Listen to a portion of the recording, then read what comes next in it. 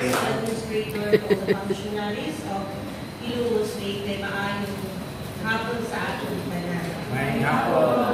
I'll be presenting to you the results of the table assessment and the on-site inspection of existing facilities for the environmental management governance area and disaster preparedness governance area. So I'll start with the environmental management. The overall processing for the environmental management is for the LGU to pass the first two indicators.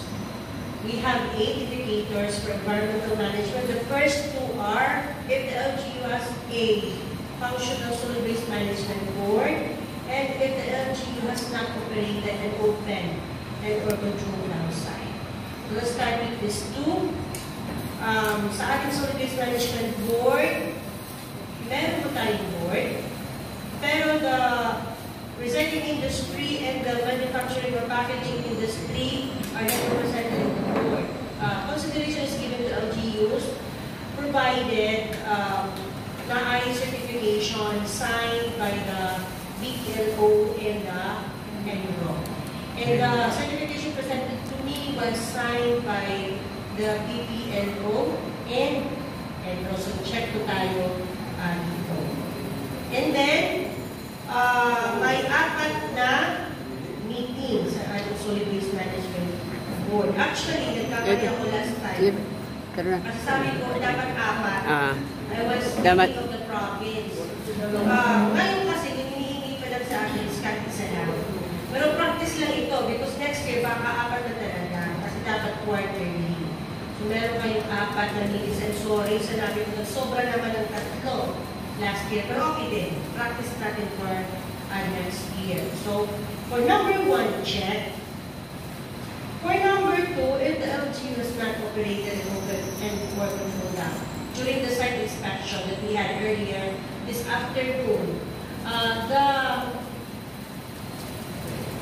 yung pag-cover ng UTAC is still ongoing. And during the brief pangutana kay Sir sa ating MDRIMO, the last inspection conducted by a representative of the Environmental Management Bureau was last March. We need to have a document, a certification, or a letter of inspection, report of inspection from the DNR-EMB that indeed the LGU has closed the downside. So let's request a copy of the certification or a report of inspection of the inspection last March. Yun po. Hindi ko muna ito chinet. And then, if the LGU has operated open or controlled downside, consideration is given provided it has an approved safe closure and rehabilitation plan and has an operational residual containment area. So let's start with the SCRP. The SCRP presented to me was received by the DNR-EMB last May 30, just this year. May 30. Pero walang present na any acknowledgement letter of the receipt of the copy of the SCRP. Para kung makonsider siya na approve, may consideration po kahit letter of acknowledgement lang. Kasi it is equal to approved SCRP. Humingi din tayo until June 19. And we have an operational residual containment area. So, bale, for number 2, karon, di pa ako makakasarin na comply. We need to secure a certification or report an inspection from the EMB as to the closure of our downside, and we need to have at least an acknowledgement letter of the submission of your safe closure and rehabilitation plan. So, yun po. First 2 indicators, must po sila. Dapat na-negotiable. Dapat meron si LGU. Third, 4th, and 5th indicators, yung number 3 is if the LGU has a a 10-year solid waste management plan. Meron tayong approved plan, diba? Pero we do not have a copy of a resolution from the National Solid Waste Management Commission. That is the main MOV being required.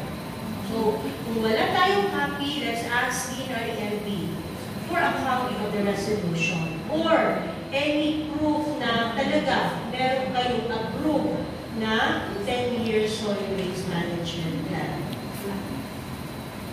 Number 4, if the LGU has access to a materials over facility, yes. We have a central MRF, and all the barangays are being serviced by the MRF, and with a recording system. So, valid for number 4, okay po tayo.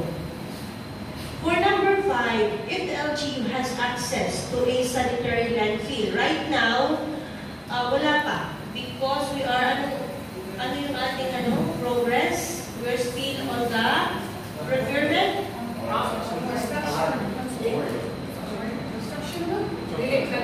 Based on the third chart, binigyan kanina ako ng third chart. Awarded na po doon. Awarded na as of today. So, the initial phase will start na siguro by next week. But the target date of completion is December 2020.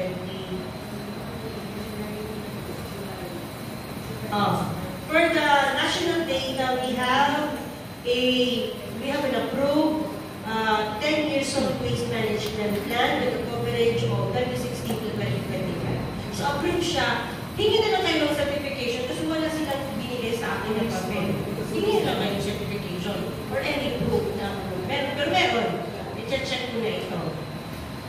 Moving on, sa sanitary landfill, wala tayong sanitary landfill, but we have a moving. We'll start with the initial phase, no? Tapos tayo sa procurement process pa lang. Nakita namin doon, hindi pa nagsimula. Siguro by December, kompleto na, based on your target date of completion. Pero, consideration is given to LGUs without access to sanitary landfill as long as the LGU is operating a residual containment area, which we have, and then we have an ongoing construction of our own SLF. Yung sinabi ko nga kanina, mag-start na, and we have other initiatives to access and authorize SLF programs to a zero residual waste. We have the plastic shredders, nakita natin, hammer mill, plastic, maraming alternative technologies na nandoon sa ating MRF. And 50% of our barangays are covered by segregated collection. Ito, kasi nung una, 100%. Nung lumabas ang TechNotes, consideration is given to LGUs with barangays covered by segregation at is 50% lang. So, pasok po tayo, provided we have an ordinance on segregated collection or a schedule being followed by the LGU as to the segregated collection. So, we have po, meron po tayo.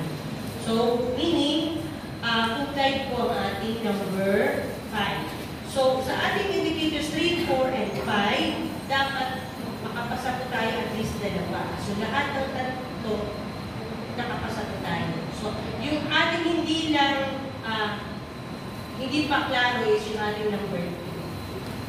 For our indicator 6, 7, 8, yung overall processing po nito is for the LGU to pass at least one indicator sa tatlong remaining indicators. Number 6, if the LGU has initiatives contributing to biodiversity conservation and enhancement focusing on inland, wetlands, and water bodies. Yes, the LGU has initiatives. In fact, meron siyang registry and map of wetlands and water bodies based sa ating CLUP, sa draft CLUP and sa FLUP.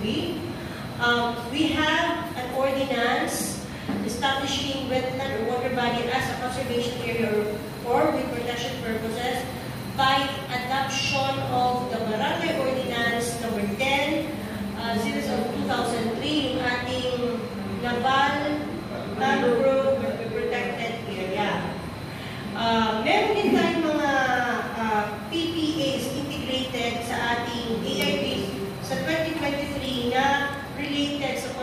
optimization and enhancement. Ito po yung ating Salog River Integrated, meron din tayong watershed plan.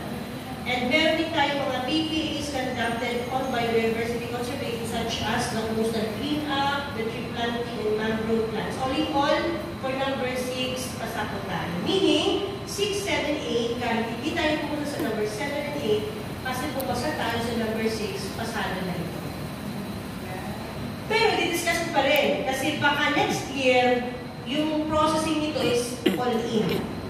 So number 7, if the LGU has initiatives for water quality management, there are 4 initiatives. The LGU has to pass at least 2. Parang 2 ika. So initiative 1, meron na tayo, tinanong ko, do we have a regular water quality monitoring station being monitored by DNR EMB? Wala. So wala for this initiative.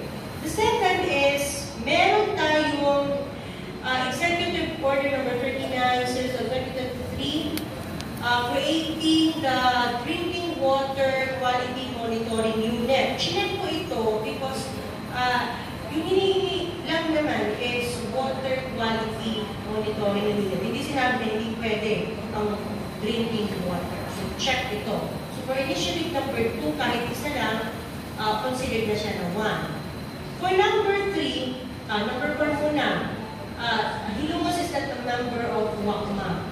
So, X na agad ang initiative number 4. So, para pumasa, dapat ipasa ang pang-tatlong initiative na dapat meron tayong mga water quality management and monitoring program, project, and activity sa ating AIP for 2023 or 2024 na conducted. And we have the coastal team. So, pwede na yun. For number 7 indicator, check po tayo, compliant. So, okay tayo sa number 6, okay tayo sa number 7.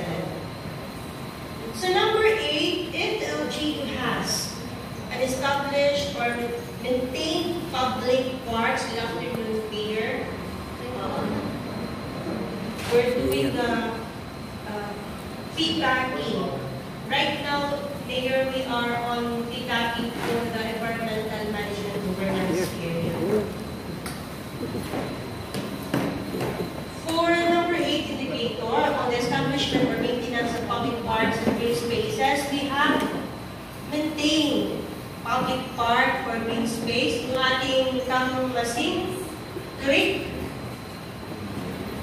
as listed and reflected in our FNUB, and yung mga pag-maintain ito and other related PPAs na doon sa ating AIP for 2024. Meaning, pasado po tayo sa number 8. So, all in all, yung overall processing dapat dalawa. Yung first 2 pasado, yung 3, 4, 5 at least dalawa, yung 6, 7, 8 at least 1.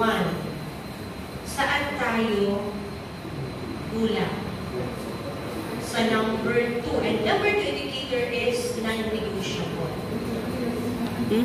Yes, it is a must. So, para pumasa ang environmental management governance area, we need to secure a certification or inspection report from DNR EMB that indeed the LGU has closed our downside.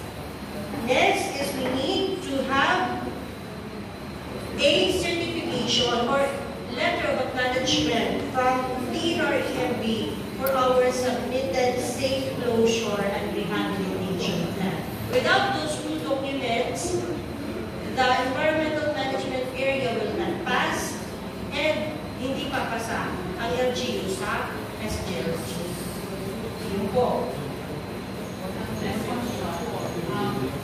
Kung diba, they can secure this to data after na silent naman ang ating techno. okay lang. Siguro, silent. Before, Pasayaw na lang. lapos sa calibration. Pagpalapos, Calibration. Yes. As early as tomorrow, if we can do it, let's try to ask. Kasi baka, ay mga instructions, diba, pag-travel ito. As early as tomorrow, let's try to coordinate the DNR as to this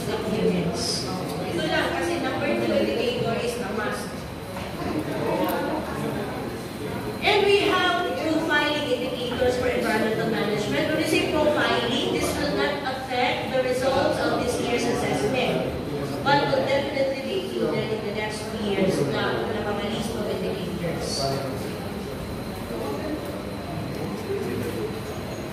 These are for profile indicators. If the LGU has an approved FLUP Forest Land Use Plan covering 2023 or 2024, our current FLUP, the plan presented to me was for 2019 to 2023. This is still good until next year. Kasi pwede pa naman ang 2023 or 2024. Pero, meaning to say, pwede pa next year, in the succeeding years, hindi na ito pwede. Why? Because ang 2023 is consideration now. So meaning, the FLUP will still be applicable next year, but in the preceding year, hindi na siya applicable.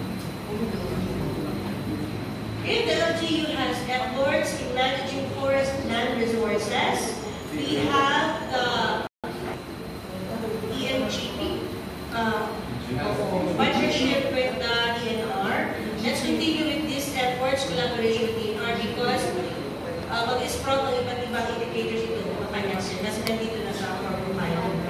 And we have other efforts in managing forest land such as yung ating annual tree planting. For our local environment and natural resources officer, we have a designated enroll in the name of SEM, ating Eldrin O. So, bale, si Eldrin O is at the same time yung ating designated enroll. Hindi ko pa alam kung designated talaga pwede next year or appointed or office muna. Pero ito parang overall guidance, dapat merong enroll next year. As to kung permanent, kung designated, hindi pa namin alam. So dapat meron. Right now, we have a designated enroll. If the LGU has wildlife resources conservation and protection program, wala po tayo right now. Kung wala, let us check if we have identified flagship species here in Ilocos. Ano ba ang mga meron dito? Mountain, star shears. And let's observe the World Wildlife Day every March 3. That's it. And then, tingnan po natin if there is a list of LGU personnel endorsed for deputation as Wildlife Enforcement Officer sa DNR. So again, these are for profiling indicators. This will not affect the results of this year's assessment for environmental management governance area. But definitely next year, this will be included as one of the indicators. So yun po yung ating status ng environmental management. I'll go ahead with disaster preparedness. Okay na tayo sa Ibay. Sa disaster preparedness naman, yung ating disaster preparedness governance area is one of the biggest areas. Ito yung pinakamahirap ipasa para maka-SLG. And for an LGU, is not a passer of kawag kalasabi, hindi siya beyond and fully compliant. Dapat lahat ng indicators na i-present ko, dapat pasado po si LGU. For the province of Data, we only have two kawag kalasabi awards. They are San Miguel and Tabaco. I hope next year, makapasok si Ilocos. Maganda naman yung improvement. Compared last year, nung ulitin kami, improvement talaga ang ating disaster preparedness.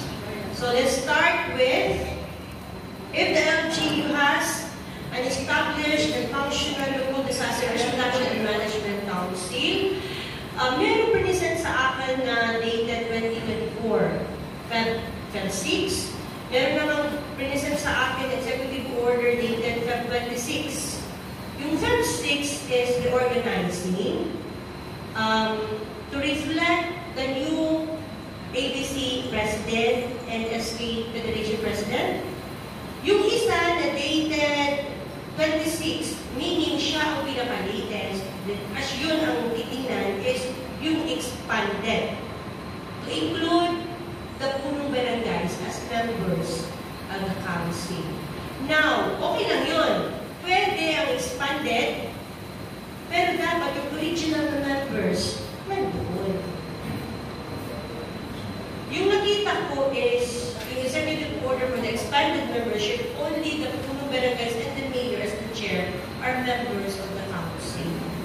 Yun po. Yung members po ng council dapat be chaired by the mayor, representatives from different government agencies, apat na accredited na CSO, one private sector representative. Yung ating expanded membership, okay yun. As long as yung requirement nandoon pa rin. So we need to, kayo po, if you need to reorganize, you have to stick to the expanded membership or depende sa inyo. Hindi ko muna i-check. This is very basic, but this is very essential. Kasi yung functionality starts with the organization ng ating structure. So, tingnan po natin if we need to reorganize. Okay naman silang dalawa. Pero dapat, if we will expand, yung original members nandoon pa rin. As to the meetings yung quarterly, meron tayo, actually hindi lang quarterly yung ginawa, pero yung ginawa ko lang yung apat, yung minimum requirements. For number 3 indicators, if the LGU has an established local disaster risk reduction and management office, it is headed by Sir Neil Melvin Lourdes, LRIM 03. For a first to third class municipalities, the position or the plantilla should have a salary grade of 18, which kung kaya naman po tayo. For a first to third class municipality, dapat po yung ating staff complement na permanent ay dapat 3. We only have 1 permanent or plantilla position in the name of Sir Dennis Cinco. But consideration is given to LGUs na mayroong permanent staff designated from other offices, as long as permanent, para makatatlo. And we have dalawa, Sister Recto and hindi ko na mabasa yung basta as to the staff complement, kung kaya po tayo. We have 3 permanent staff. One is under sa LRIM office, the other is our permanent staff designated from other offices. Pwede po yun. And we have 42 job orders. So, pasok po tayo sa ating LRIM office. We have a workspace, nakita din namin. Yun na rin yung ating operation center. We have an organized search and rescue, emergency response teams, and kahit 2 trainings lang for top 1 and top 2 hazards. Ano yung top 1 top 2 hazards natin? Top 1 flood, top 2 rain induced landslide. Meron tayong WAZAR, USTAR, BLS, and SFA, USAR. 6 trainings attended, not earlier than 2018. At least 2 na naman. So you have 6. Yung ating pong equipage, nakita ko doon, motorized vehicle, generator set, water rescue kit, extrication kit, PPEs, first aid kit, emergency kit, kompleto po yun. So, dahil tayo sa LDRIM C, LDRIM O, emergency response teams. Okay po tayo exact for the organization. Now, let's go to the plans. Po tayo. Kasi yung functionality dapat merong plans. As to the approved comprehensive land use plan, nilagay ko po dito no. Wala pa tayong CUP na merong resolution from Sangguniang Panlalawigan for the Sud na approving our CLUP. Pero consideration is given to LGUs with draft status, provided there is a certification from DSUD that the LGU has submitted the final draft of the CLUP with the results of the risk assessment integrated sa plan, which is under review. And the document provided to me was a certification from the SUD dated June 4, 2024. Medyo mahaba. Yung important na lang na line, nakalagay doon has submitted a draft CLUP and soon ordinance document with the CDRA for moments of this office. Hanggang June 19, if the LGU can provide a certification from the SUD as to the submission of a final draft of the risk-informed CLUP, which is under review, ay check po namin dito. Where the national data, hindi pa kasali, of course, pero meron silang consideration, ito yun. Until June 19 is Jess. They can start tomorrow to make a follow-up. Baka lang nagkamali. But I would like to reiterate na pag wala ito na CLUP, hindi pa pasa ang disaster preparedness because this governance area is all in. Meaning, kahit isa lang po ang kulang, hindi pa pasa ang whole governance area. Let's go to the Local Disaster Risk Reduction and Management Plan. We have an approved plan covering 2024 na incorporated na doon ang PRRCC initiatives as reflected din sa ating AIP 2024. As to the Local Climate Change Action Plan, meron na tayong dalawang LCCAP, pero yung kinonsider ko muna yung old na LCCAP. Kasi pwede pa naman, doon tayo sa consideration, yellow, baga sa color coding namin, naka-yellow pa rin tayo, pasado pa rin. Kasi pwede pa naman ang nag-expire sa 2023. Yung present sa akin na bago kasi hindi pa approved. Meron silang sinend na binigay sa akin ng approval ng hospital pero draft.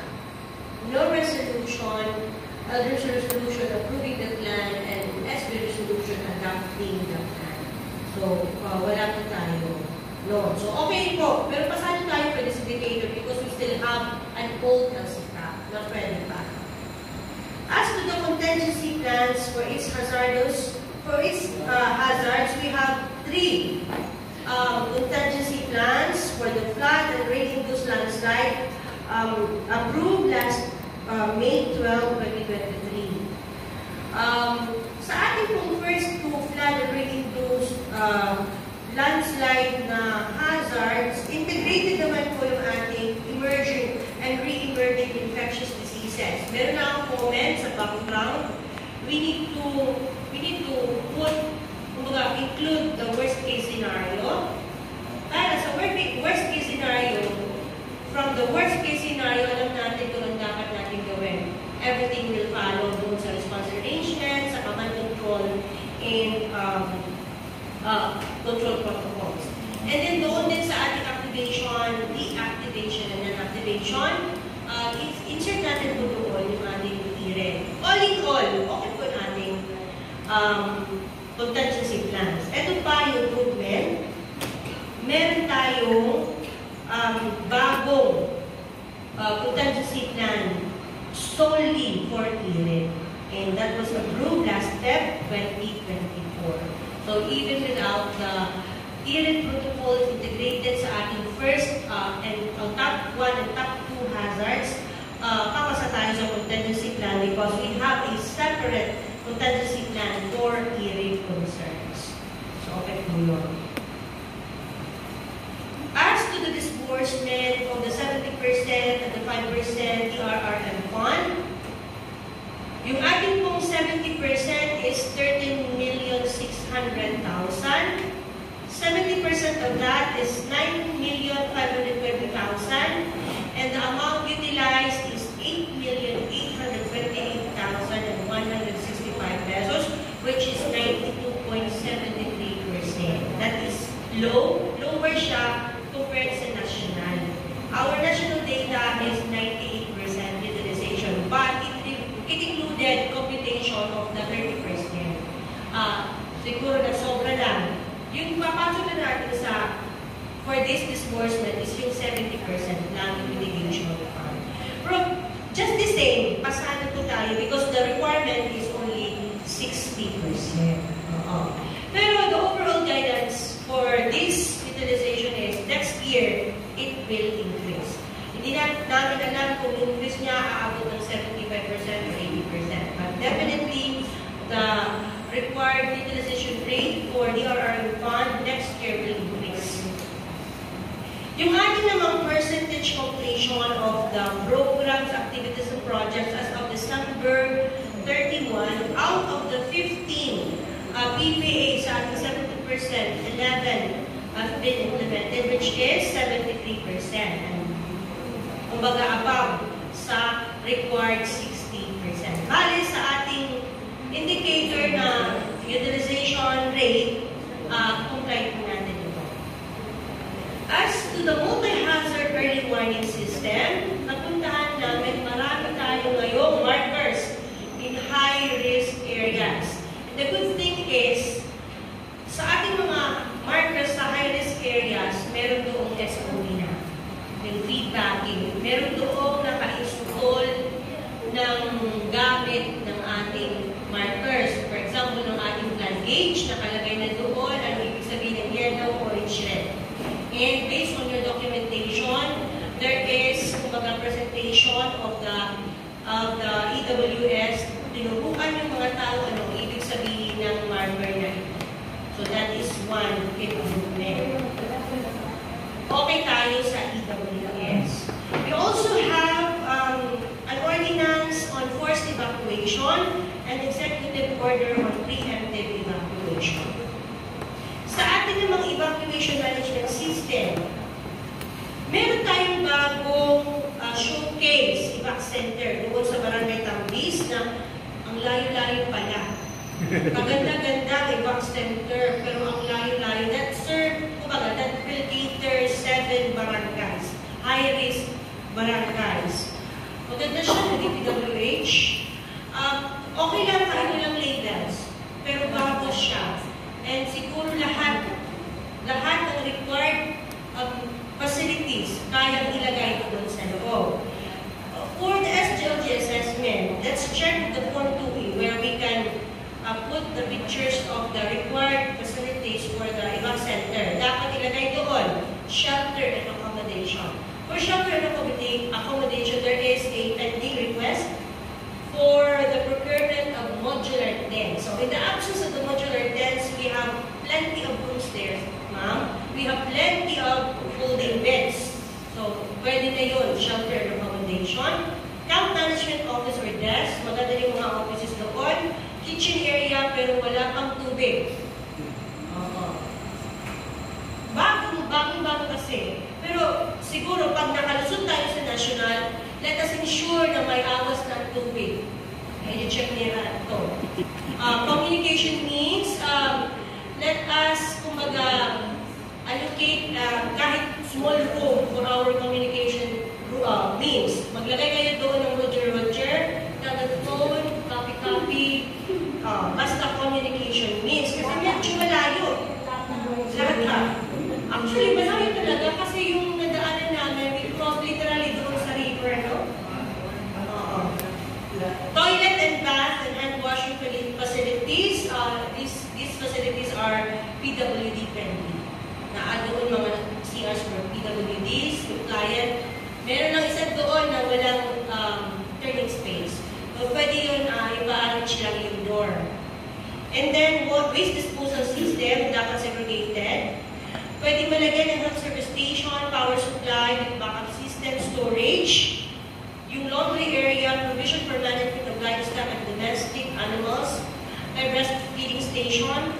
Pwede sa couples room. Child-friendly learning space, ramps or other assistive device of PWDs and elderly. Meron doong ramps kahit hindi mataas. So, di ba? And yung pinaka-bago ngayon na dapat meron, kasama siya sa minimum requirements na hindi pwede mawala kasi hindi papasa na prayer room. Dapat may prayer room. So, okay po ang ating evac center. Yung ating evac center management plan